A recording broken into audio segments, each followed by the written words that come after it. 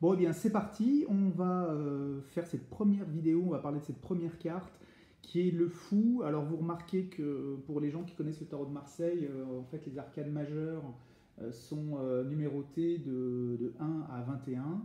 Et puis, ben, il y en a un qui n'a pas de numéro, c'est le fou. Alors, dans certains jeux, on considère que c'est le 22, dans d'autres, on considère que c'est le 0.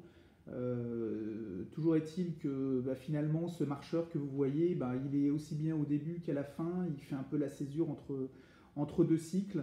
Alors que vous dire finalement, ce qui est important quand vous essayez d'analyser un tirage ou d'analyser une carte, faites marcher votre bon sens. Là, qu'est-ce qu'on voit? Eh ben, on voit un homme qui marche avec un baluchon sur le dos et qui va vers la droite. Alors la droite dans le tarot, c'est toujours le futur. Et ben, on se dit que c'est quelqu'un qui va de l'avant, qui avance. Alors il n'a pas grand-chose avec lui, mais il est prêt à partir à l'aventure. Il est optimiste, il a la tête au vent.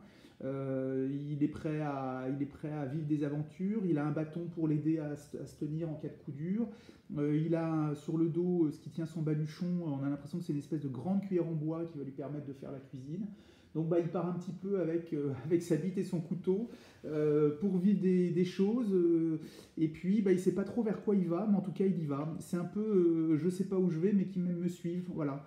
Donc bah, pour résumer, cette carte-là, elle va représenter soit quelqu'un qui est au début de sa vie, d'un cycle, ça peut être un adolescent qui est au début de sa vie d'adulte, ou quelqu'un qui démarre un nouveau projet, ou quelqu'un qui se lance dans une nouvelle aventure.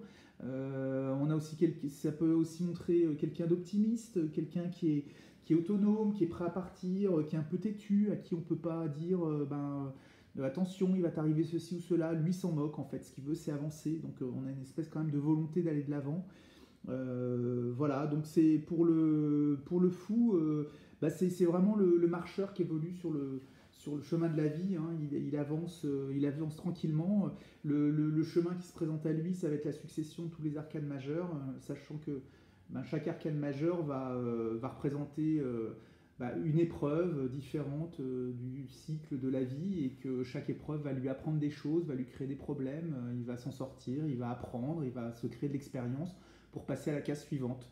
Voilà, donc voilà ce que je peux vous dire sur le fou. Vous voyez, finalement, le tarot, c'est quand même pas très très compliqué, hein. Il suffit de faire marcher son bon sens. Si vous avez des questions, bah, écoutez, moi je vous y répondrai avec un grand plaisir. N'hésitez pas à mettre un petit commentaire, à vous abonner à la chaîne si vous voulez avoir la suite des interprétations des autres cartes.